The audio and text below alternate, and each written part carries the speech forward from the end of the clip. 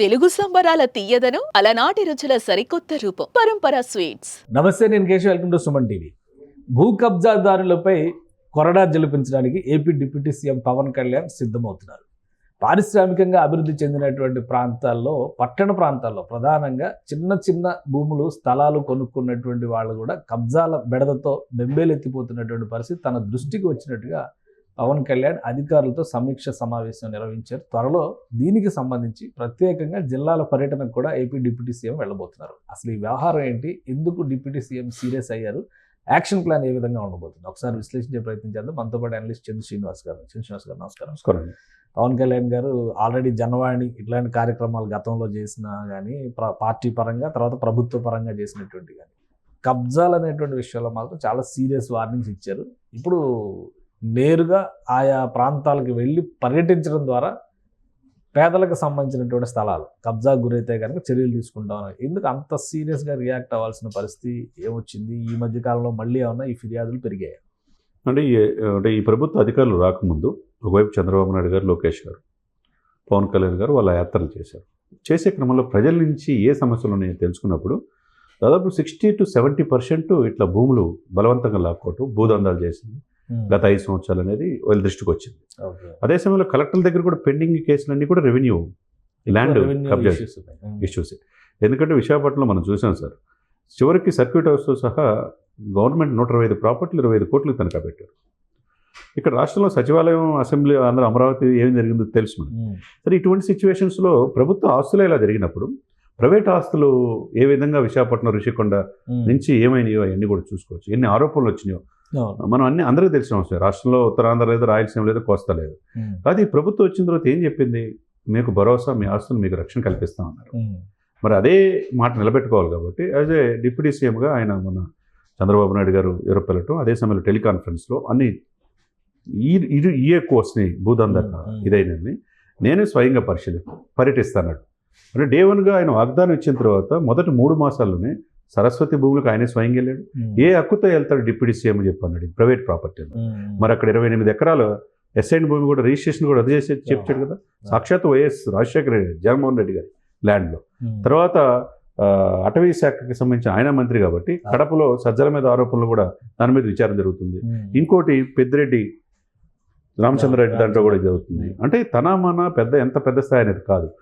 ప్రభుత్వ భూములు కావచ్చు, అటవీ ప్రాంతం కావచ్చు, రెవెన్యూ కావచ్చు, ఎస్సీ ఎస్టీ ల్యాండ్స్ కావచ్చు, ఏదైనా కానీ ప్రభుత్వ ఆస్తులకి ఎవరైతే అధికారంలో ఉండారో వాళ్ళే కస్టోడియన్, ప్రజలకి కస్టోడియన్గా ఉండాలి. అంతే తప్పితే పెద్ద ఇది కాదు. సరే, అదే సమయంలో వీళ్ళు ఇచ్చిన మాట నిర్వర్తించుకోవాలి కాబట్టి యాజ్ ఏ డిప్యూటీ సీఎంగా నేనే స్వయంగా కాకినాడ, ఎక్కువ ఆరోపణలు కాకినాడ, నెక్స్ట్ విశాఖపట్నం ఉన్నాయి, ఆ తర్వాత తిరుపతిలో ఉన్నాయి, ఇటు కడపలో ఉన్నాయి. కాబట్టి నేనే స్వయంగా రాష్ట్ర వ్యాప్తంగా ఎక్కడున్నా నేనే స్వయంగా వెళ్ళి ఎవరైతే భూములు కోల్పోయారో, భూదందా బాధితులు ఉన్నారో స్వయంగా నేనే మాట్లాడతాను.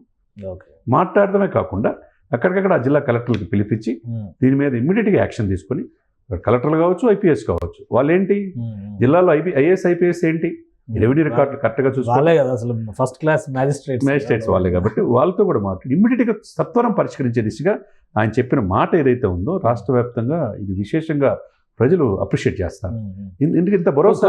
కొన్ని ప్రాంతాలు ఎక్కువగా ఈ కాకినాడ, విశాఖపట్నం, తిరుపతి అర్బన్ ఏరియాస్ ఈ మధ్య కాలంలో పారిశ్రామిక అంశాలకు సంబంధించి భూముల సేకరణ జరుగుతున్న ప్రదేశాలు కానీ, పారిశ్రామిక వాడల పరిసరాలు, చిన్న చిన్న 50 గజాలు 60 గజాలు కొనుక్కున్న స్థలాలు కూడా కబ్జాల పాలవుతుంది అనేటువంటి ఆరోపణలు వస్తున్నాయి. అంటే పవన్ కళ్యాణ్ గారు ఇప్పుడు వీటి మీద కూడా దృష్టి పెడతారా, లేదా పెద్ద పెద్ద దందాలు చేస్తున్నటువంటి వాటి మీద? ముందు పెద్ద తలకాయలు తీస్తే చిన్న తలకాయలు ఆటోమేటిక్గా వస్తాయండి బయటికి. పెద్దవాళ్ళు చాలా కేసుల్లో చిన్నవాళ్ళు పట్టుకున్నారు, పెద్ద తలకాయలు వదిలేశారంటారు. కానీ ఇక్కడ డే 1 నుంచి కూడా ఇక్కడ ఏంటంటే ఈ ప్రభుత్వానికి క్రెడిబిలిటీ ఎక్కడ ఉందంటే, సాక్షాత్తు గతంలో 5 సంవత్సరాలు పరిపాలించిన ముఖ్యమంత్రి గారి ల్యాండ్స్ మీద పెట్టారు. స్వయంగా మేమేమి ఉపేక్షించమని చెప్పి అటవీ శాఖ మంత్రిగా ఆయన వెళ్ళాడు. ఫీల్డ్లో వెళ్ళిన తర్వాత అక్కడ ఎంత ఇదైందని చెప్పేసి బయట ప్రపంచానికి తెలిసింది. ఆ తర్వాత నెక్స్ట్ నెంబర్ 2గా భావించే సకల శాఖ మంత్రి సజ్జల ల్యాండ్స్ కూడా కడపలో మీద కూడా విచారణ జరుగుతుంది. తర్వాత పెద్దిరెడ్డి గారు ఎవరు అంటే ఇక్కడ మదనపల్లి దగ్గర మనకు తెలుసు, రెవెన్యూ రికార్డులు కూడా తగలబడిన తెలుసు, అటవీ ల్యాండ్ ఏందని తెలుసు. ఇవన్నీ కూడా ఏంటంటే జనాన్ని ఒక నమ్మకం, పెద్ద తలకాయలైనా చిన్నోళ్ళైనా దానికి సహకరించిన అధికారులైనా ఎవరిని ఉపేక్షించమనే భావన ఆంధ్రప్రదేశ్ ప్రజల్లో ఉంది. కాబట్టి ఇప్పుడు 10 నెలల తర్వాత కూడా చాలామంది బాధపడుతున్నారు. గత 5 సంవత్సరాలు మా భూములు అన్నాయి ఇంకా అవే కంప్లైంట్లు వస్తాయి. అవే కంప్లైంట్ వస్తున్నాయి. సైనికుల భూములు కూడా వదిలిపెట్టలేదు సార్ విశాఖపట్నంలో. సైనికులు దేశ రక్షణ పనిచేసే సైనికులకి వాళ్ళకి 25 సంవత్సరాల పాటు చేస్తారు సార్. -°C CO2 గ్రీష్ ప్రాణాలు సైతం పణంగా పెట్టి చేస్తారు. అటువంటి వాళ్ళకి ఇచ్చిన 3-4 ఎకరాలు వ్యవసాయం కోసం ఇస్తారు. అవి కూడా వదిలిపెట్టకపోతే ఇంకా ఏం చేస్తారు వీళ్ళు? అంటే ఏమీ మిగల్చలేదు అన్నట్టుగా ఉంది. ఎక్కడి నుంచి మొదలు పెట్టే అవకాశం ఉంది పవన్ కళ్యాణ్ గారు? ఇప్పుడు కాకినాడ ఫస్ట్, ఎందుకంటే కాకినాడ కబ్జాల అడ్డగా మనం చూస్తున్నాం. అది రిటైర్మెంట్ ఉద్యోగులకు స్వర్గధామంగా మనం అనుకుంటాం, పోర్ట్ ఉంది కాబట్టి. కానీ ద్వారంపూడి అరాచకాలు అని చెప్పి చాలాసార్లు వచ్చినాయి. అదే సమయంలో చాలామంది రిటైర్మెంట్ ఉద్యోగులు భూములను అన్యాక్రాంతంగా ఆక్రమించుకున్నారని అపవాదం వచ్చింది. కాకినాడ ఎంపీ కూడా జనసేన, కాకినాడ పరిధిలో ఉన్న పిఠాపురం ఎమ్మెల్యే కూడా పవన్ కళ్యాణ్ గారు. కాబట్టి ముందు తన ఇంటిని, తన ప్రాంతాన్ని చక్కబెట్టాలి. కాకినాడ మీద కాన్సన్ట్రేషన్ చేశారు. తర్వాత పక్కన ఉన్న విశాఖపట్నం, ఆ తర్వాత తిరుపతి కావచ్చు, లేకపోతే ఎక్కడ ఒక ప్రణాళిక ప్రకారం అన్ని ప్రాంతాల్లో పర్యటిస్తారు. ఎందుకంటే ప్రజల వద్దకు వెళ్తాను, 10-12 రోజులు ఉంటానని గతంలో చెప్పారు. దాంట్లో భాగంగా డెఫినెట్గా ఈ ల్యాండ్ అనేది ప్రతి మనిషి జీవితంలో నీకైనా నాకైనా ఒక ఇల్లు కల కదా, సొంత కల కదా సార్. ఆ కళని విచ్ఛిన్నం చేసే ఇదిలో గత పాలకుల యొక్క నిర్లక్ష్యం కావచ్చు, అధికార పార్టీ అండదండలతో కావచ్చు, భూ కబ్జాదారులు విచ్చలవిడిగా చెలరైపోయారు. దాన్ని ప్రజలకి ఇప్పించాల్సిన బాధ్యత ఇప్పుడున్న ప్రభుత్వాన్ని. ఓకే అంటే షెడ్యూల్ ఏమైనా డిసైడ్ అయిందా? ఎందుకంటే ఆయన ఆరోగ్య సమస్యల గురించి కూడా ఈ మధ్య డిస్కస్. అవునండి డెఫినెట్గా అంత తొందరగా వెళ్ళే అవకాశం ఉంటుంది. ఎందుకంటే ఈ రోజు సాయంత్రానికి చంద్రబాబు నాయుడు గారు కూడా యూరోప్ నుంచి వస్తారని తెలుస్తుంది. రేపు పవన్ కళ్యాణ్ గారు రేపు ఎల్లుండి తిరుపతి మొక్కు ఉంది కాబట్టి అక్కడ 5 చూసుకొని చివరికి గోశాలను సందర్శించి ఆ తర్వాత నెక్స్ట్ స్టెప్ ఇక్కడ ఈ రెవెన్యూ రికార్డ్స్ మీద, ఈ భూములు ఆక్రమించుకున్న దాని మీద జిల్లాల స్థాయి, క్షేత్రస్థాయిలో పర్యటన డిప్యూటీ సీఎం గారు ఉంటుంది. రైట్. థ్యాంక్ యూ చంద్రశేఖర్ గారు. ఇది పవన్ కళ్యాణ్ గారు ఒక ప్రణాళిక ప్రకారం భూ కబ్జాల పైన కొరడా జలిపించేటువంటి ప్రయత్నం చేయబోతున్నారు. దీనికి సంబంధించి జిల్లాల వారీగా ఇప్పటికే సమాచార సేకరణ జరిగింది.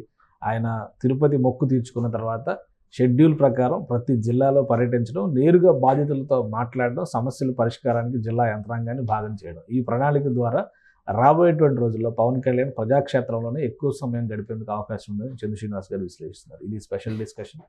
Keep watching. సుమన్ టీవీలో మీ పర్సనల్ అండ్ బిజినెస్ ప్రమోషన్స్ కోసం కింది నెంబర్కి కాంటాక్ట్ చేయండి.